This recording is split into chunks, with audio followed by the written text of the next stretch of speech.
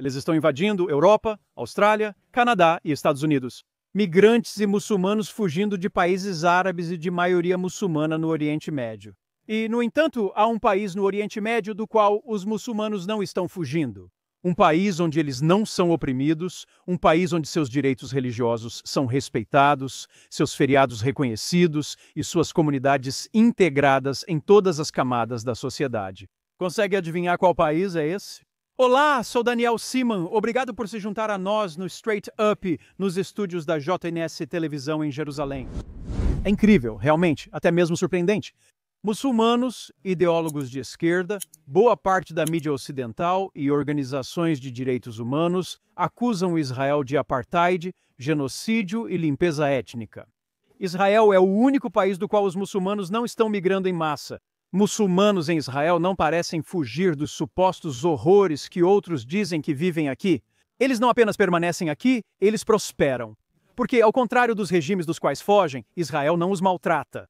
Israel respeita a fé deles, protege seus direitos e lhes oferece oportunidades. A hipocrisia é impressionante. Os cidadãos muçulmanos de Israel vivem em cidades com vizinhos judeus, de Be'er Sheva a Haifa, de Lod a Jerusalém. Atuam como professores, médicos, operários, advogados, jornalistas, acadêmicos, servidores públicos, policiais e soldados. Eles podem eleger e serem eleitos, mantêm sua identidade cultural e religiosa e vivem sob os princípios de uma sociedade livre. Eles são cidadãos com plenos e iguais direitos, assim como qualquer outro cidadão de Israel. E isso porque Israel é o único país no Oriente Médio onde o Islã não domina. E o povo judeu é a única minoria indígena na região que desfruta de soberania. Por quê? Nós, judeus, somos a única minoria no Oriente Médio que realmente pode se defender. É por isso que não somos perseguidos aqui. É por isso que não somos apagados. É por isso que ainda estamos aqui. Só isso já enlouquece os muçulmanos. Supremacistas islâmicos, incapazes de nos vencer em batalha, atacam judeus no Ocidente. É o único lugar onde eles têm mais dinheiro, números e influência que nós. E eles podem liberar suas frustrações por não conseguirem nos subjugar aqui. Eles exploram as liberdades oferecidas por esses países para atacar judeus e Israel. Eles, junto com cidadãos ocidentais cegos, distraídos e autossuficientes, que não sabem o que enfrentam, são esses que aplaudem os guerreiros de Kafia, nas ruas de Sydney, Londres e Nova York. Campeões da taquiá e da falsidade. Violadores de todos os valores liberais e humanitários que afirmam defender. Eles bajulam as mesmas pessoas que oprimem curdos, yazidis, barraís, cóptas, drusos, cristãos, arameus e outras minorias vulneráveis no Oriente Médio. Os muçulmanos são 1 bilhão de pessoas ocupando terras desde a Mauritânia, no oeste, até as fronteiras da China. Eles inventaram um povo para justificar tentar tomar parte do único Estado livre da região. Quando Israel se defende e combate o terror e o ódio, eles acusam colonização. Eles postam selfies com café gelado e bolos em cafés chiques em Gaza enquanto alegam fome. Eles aproveitam salões de manicure enquanto alegam genocídio. Eles usam a culpa ocidental como arma, amplificada por uma mídia tendenciosa e engolida completamente pela elite progressista do Ocidente. Sim, sei que a guerra de informação importa, mas é isso que você está vendo agora. Esta é a linguagem que eles entendem, porque com muçulmanos não existe apaziguamento, não existe paz, só existem interesses. E fazê-los entender na própria linguagem deles o erro dos seus caminhos. São essas cenas que eles vão lembrar.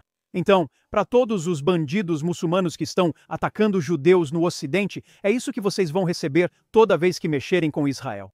E além de apontar o dedo para Israel com todas as acusações possíveis, eles vão negar as atrocidades que cometem. Sugerindo, por exemplo, que a família Bivas ou as crianças de Israel assassinadas em 7 de outubro não foram massacradas por eles. Mas o 7 de outubro não foi nada novo, só aconteceu em maior escala. Eles mataram os pais da família Fogel e 3 filhos, incluindo a bebê Hadas, em 2011. Também atiraram em Danielle Sheffield, de 5 anos, enquanto ela se escondia em Adua, em 2002. Atiraram em Shalevet Paz, de 10 meses, nos braços do pai em Hebron, em 2001. Eles assassinaram Einat Haran, de 4 anos, esmagando seu crânio em uma pedra em Naharia, em 1979. Eles executaram 21 estudantes do ensino fundamental. Eles fizeram reféns em uma escola em Malô em 1974 e assassinaram crianças em um ônibus que sequestraram e escreveram de Eilat em 1954. Esses são só alguns dos muitos atos de atrocidade que suportamos aqui. Eles sempre têm uma desculpa ou justificativa: prisão a céu aberto, ocupação, colonialismo. Se isso fosse verdade, por que matam drusos na Síria e cristãos no Sudão e Nigéria? Qual é a desculpa deles para essas atrocidades? O Ocidente aceita qualquer acusação contra Israel ou judeus, mas silencia diante dessas atrocidades reais. Mas não é só a nossa guerra. Para eles, nós somos o pequeno Satã, o povo do sábado. Vocês são o povo do domingo, o grande Satã por quem eles virão em seguida. Eles declaram abertamente e sem remorso a intenção de dominar e governar. Vocês são a Dar al-Karbi, a terra que eles tomarão pela espada. Para a terra, eles lutarão até que se torne Dar Islam, a terra do Islã. Jake Wallace Simmons, comentarista britânico, foi claro. Israel mantém força significativa com sociedade resiliente, economia próspera e população jovem em expansão, enquanto o Ocidente enfrenta perigo real. Décadas de imigração descontrolada e divisões políticas profundas aceleram seu colapso interno, resultando em decadência social persistente. A guerra de Israel pode estar terminando, mas para o Ocidente ela só está começando. O mundo muçulmano agora está rindo da cidade de Nova York. A maior cidade do mundo está prestes a cair. Sem um tiro, seus portões foram abertos por quem, tomado pela estupidez, não enxerga o cavalo de Troia jihadista que deixam entrar. Este sempre foi o plano: dominar a mente pela academia, corromper a cultura pelo progressismo, conquistar as cidades e depois consumir a civilização. Enquanto caipiras e direita woke destroem o Partido Republicano por obsessão com judeus, o país deles é invadido. E do outro lado, os miseráveis degenerados da esquerda, que não conseguem diferenciar homem de mulher, eles afirmam saber o que é mal e o que não é mal. Vocês estão orquestrando a queda das suas próprias sociedades porque o Islã não faz concessões, não se assimila. O Islã, ele conquista. E isso nos leva ao cerne da questão. Porque enquanto Israel lutou e venceu batalhas no campo, o Ocidente está apenas começando a entender a guerra em que está envolvido. Uma guerra não de armas, mas de ideologia, infiltração e conquista cultural. Para nos ajudar a entender isso, hoje estou acompanhado por alguém que está na linha de frente dessa conversa há anos. Zvi Yehezkeli é jornalista, documentarista e grande especialista israelense no mundo árabe e islâmico. Ele já fez reportagens em mesquitas, campos de refugiados, círculos políticos e presenciou o que o Ocidente se recusa a ver. Olá, Zvi. Vejo que você está indo ou voltando da emissora de televisão I24, onde trabalha. Então vamos começar pelo óbvio. As pessoas no Ocidente entendem o que ocorre com elas. E como você pode esclarecê-las para que tenham uma compreensão melhor do que estão enfrentando? Obrigado, Daniel, pela pergunta. Eu acho que as pessoas do Ocidente, até nós, como israelenses, esquecemos que existe uma guerra, que há muitos caminhos para a guerra. Sabe, desde o início dos anos 90, quando a União Soviética colapsou, nós achamos que era isso. Esse é o fim da história, e as pessoas vão esquecer sua identidade e religião. E o que ocorreu nesses dias? Existe um choque de civilizações, como o professor Samuel Antico disse, e o Islã está em choque com o Ocidente. Mas às vezes você não percebe que isso é um choque, porque você vê imigrantes, você diz que está em uma sociedade democrática. Nós podemos lidar com isso. Não, o Ocidente está sob ataque do Islã radical, do Islã moderado, da Irmandade Muçulmana. Olha o que aconteceu em Nova York, Danny, um prefeito que diz ser comunista, mas em sua primeira aparição como prefeito, ele vai à mesquita. E o cara gritando Allahu Akbar, isso é o que chamamos de taqiyya islâmica. Você está se escondendo atrás de slogans, liberdade, slogans liberais, e por dentro é um Islã. E foi isso que aconteceu em Nova York, foi isso que aconteceu em Londres, é isso que vai acontecer na Itália, na Bélgica e na Alemanha. Mas eu acho que o Ocidente precisa acordar.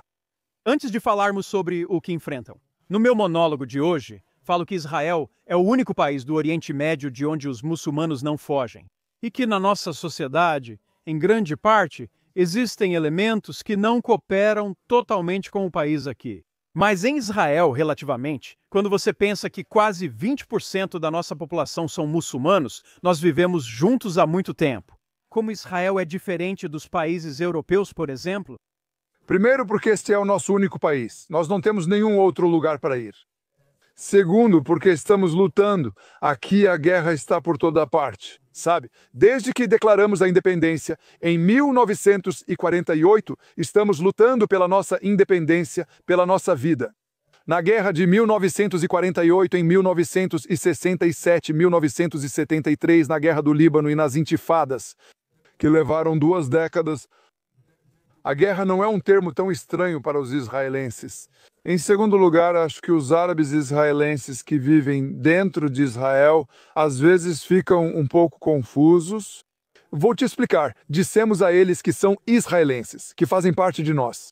Desde então, com o acordo, dissemos: existe uma identidade palestina, nacional, da qual vocês fazem parte. E agora eles estão dizendo que somos palestinos vivendo sob ocupação do regime israelense. Isso é culpa nossa. Nós temos um país. Podemos receber, vamos acolher todos que quiserem viver conosco, mas é preciso reconhecer o direito de Israel de existir. E isso, eu acho que esse é o problema com o árabe da Cisjordânia, o árabe de Gaza, os imigrantes muçulmanos, a manifestação nas universidades. Eles não reconhecem o direito básico de existência de Israel, e eu acho que é por isso que nós, os israelenses, estamos lutando. E estamos dizendo para eles: olha, vocês podem ficar aqui, mas sob as nossas regras. Eu realmente acredito que, às vezes, na Europa, no futuro, vai ser a mesma coisa, porque o que estamos vivendo agora vai acontecer também na Europa. Após 7 de outubro, não podemos mais nos permitir dormir. E isso vai acontecer no Ocidente na próxima década, acredite em mim. Você diz que deixamos claros nossos direitos e eles aprendem a respeitar, mas ao longo dos anos a Europa não fez isso e atendeu aos interesses deles. Quero mostrar a diferença do que fazemos aqui. Sim, estamos continuamente em um conflito. Mas, ao mesmo tempo, em 7 de outubro, os árabes israelenses, muitos, eu acho que até o Hamas esperava que os árabes israelenses se levantassem contra o governo de Israel, mas isso não aconteceu. Eles não sentem necessidade disso, mas na Europa recebem outra mensagem. Na Europa, quando bairros crescem e os números aumentam, eles veem isso como uma ocupação, como parte de suas crenças islâmicas. E eu acho que é aí que os europeus não entendem com quem estão lidando. Sim, vou te contar algo sobre a comunidade árabe israelense. Sobre o que você disse sobre o 7 de outubro, os árabes israelenses em Israel, eles tiveram experiência em 2021. Tivemos aqui, uma pequena guerra civil, sabe, nas cidades comunistas de Lod, Ramla e Haifa. Eles veem que tem algo a perder. Eles não querem que Gaza dite para eles quando vão fazer sua intifada contra os judeus. Eles vivem em Israel, têm identidade e passaporte israelenses e assim por diante. E eles não querem ser uma ferramenta nas mãos dos palestinos. Sempre que eles vão decidir e agir. Além disso, ele tem algo a perder. Eu moro em Gush Etzion. E agora, porque está tranquilo, todos os árabes, trabalhadores, estão voltando a trabalhar nos lugares. E eu vi um cara que eu conhecia. Ele me disse: Zvi, como você está? Como foram os últimos 2 anos? Eu perguntei para ele: como você viveu esses 2 anos? Ele me disse: foi difícil. Perguntei o que achava do 7 de outubro. Ele respondeu: sou contra, estou com você, sou contra o 7 de outubro. Eu perguntei para ele: por que você é contra o 7 de outubro? Ele disse: porque eles tiraram nossa permissão de trabalhar em Israel. Por quê? Fui eu que fiz isso. Eu não vou te matar porque não vale a pena. Quando eles veem a vida deles e percebem que tem algo a perder, eles não vão fazer isso. Na Europa, eles não têm nada a perder. Eles estão protestando, estão dizendo a verdade, eu não sou reconhecido e não aceito você como um país legítimo. E eu realmente acredito que dentro de Israel há pessoas que pensam que um dia eu vou embora daqui, mas eles não me dizem isso. Este é taquiá e isso faz parte do nosso poder. Se você é poderoso, ninguém te desafia, mas se percebem sua fraqueza, vão desafiar você. É isso que a Europa faz, projeta fraqueza. Exatamente, acho que sim.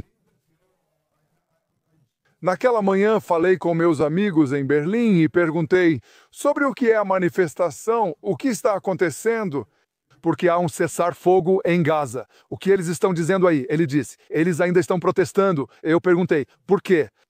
Ele disse, eles tomaram o controle das ruas e não vão desistir.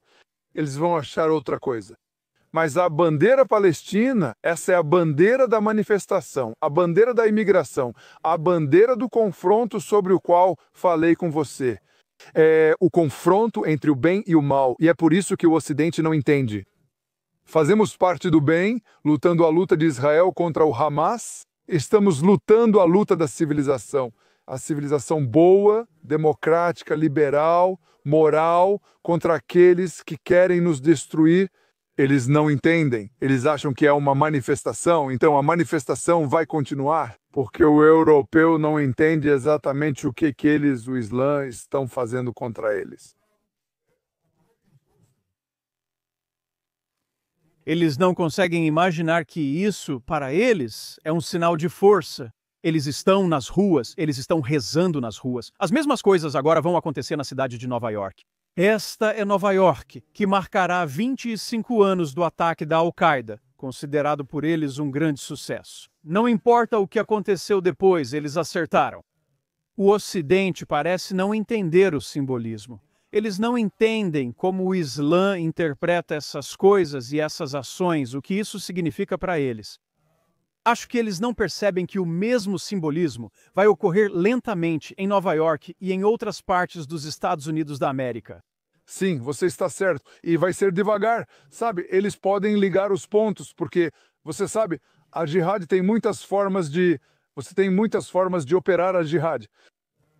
O ataque terrorista de 11 de setembro foi um grupo de terroristas que atingiu os Estados Unidos e, desde então, os Estados Unidos invadiram o Afeganistão e o Iraque. E agora virou, sabe, eles têm que se vingar. E o Islã disse para si mesmo, eu não posso derrotar os Estados Unidos com aviões colidindo em prédios e ataques terroristas. A jihad silenciosa é mais eficiente e melhor para mim e com resultados incríveis. Olha o que aconteceu em Nova York. Eu me lembro do debate sobre sim ou não construir um centro cultural. Uma mesquita não muito longe do Marco Zero, e eles disseram, não, uma mesquita não vai ficar aqui. E olha o que aconteceu agora. Quando você viajava pelo Brooklyn ou Nova Jersey, ou até mesmo pela cidade de Nova York, você pode ver o Islã, você vê os caras do Halal, você vê que está por toda parte. Por quê?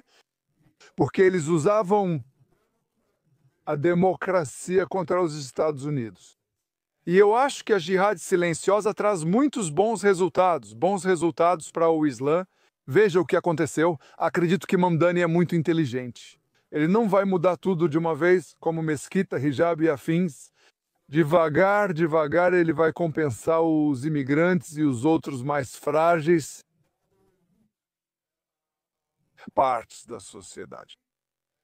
E o povo original e os judeus vão se encontrar em 2 ou 3 anos em um lugar muito estranho. Não é a casa deles, mas vai ser como está acontecendo na Inglaterra, em Londres, não vai ser ao mesmo tempo, mas devagar, devagar vai mudar. E aqui, de novo, no Ocidente, eles não percebem que, ao atender a isso, permitindo tribunais da Sharia, tendo policiais que são muçulmanos, aceitando a implementação de regras e leis muçulmanas em alguns locais. Isso não acalma, só incentiva.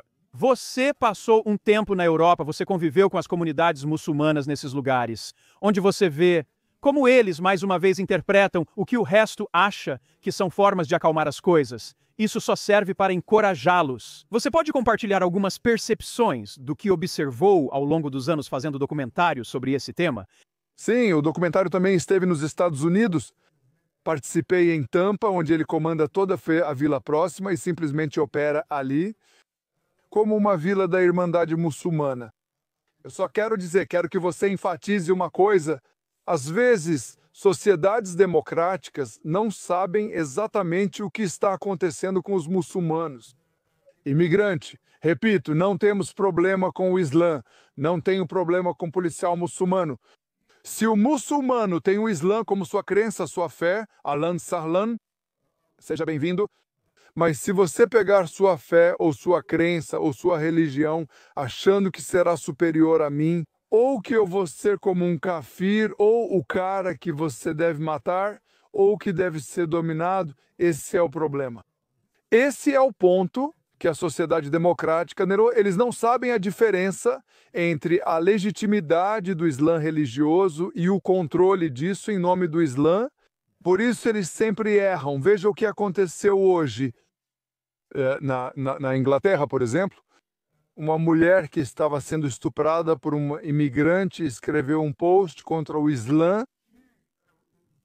Ela foi presa imediatamente. E agora ela está em uma prisão a mais de o cara que a estuprou. Ou, se você compartilhar uma postagem assim, você pode ser condenado.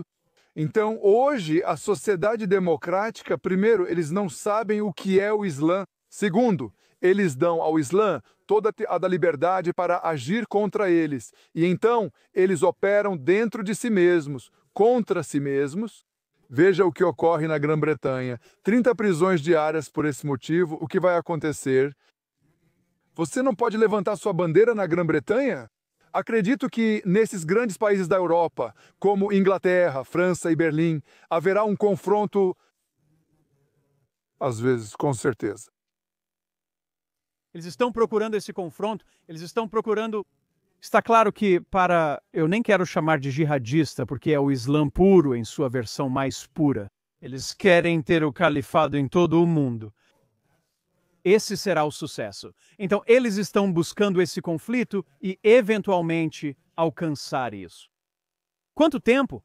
Quão cedo você vê isso acontecendo? Quais são os indícios de que isso já está acontecendo e que cada um dos nossos telespectadores já pode identificar? Eles podem nem perceber, mas talvez você possa chamar a atenção deles para isso.